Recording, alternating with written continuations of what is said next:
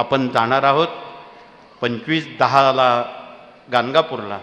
तिथे दत्तात्रेय वज्रकवच सेवेचं पठण आणि इथे जसं पितृतर्पण केलं तसं गाणगापूरला सत्यनारायण पूजनाचं महत्त्व आहे.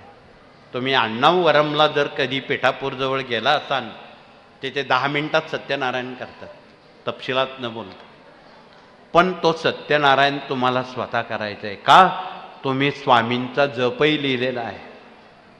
आणि त्या योगायोगानं फावल्या वेळात दत्त वज्रकवच आणि तारीख 24, 25, 26 हे 3 दिवस घोर कष्टोद्धारक पूजेचं प्रयोजन केलेलं आहे की आगामी येणाऱ्या घटनाक्रम आपण मगाशी वाचून दाखवल्या. त्या खूप तपशिलात बोलणं वेळेअभावी मला अशक्य आहे. परंतु देशावर जगावर जे येणारं घोर कष्ट आहेत ते टाळण्याचं स्तोत्र ते आपण सुरुवात त्याची गाणगापूरपासून करणार आहोत. म्हणून ज्यांना 24, 25, 26 हे तारखा शक्य आहे त्यांना ही संधी आहे.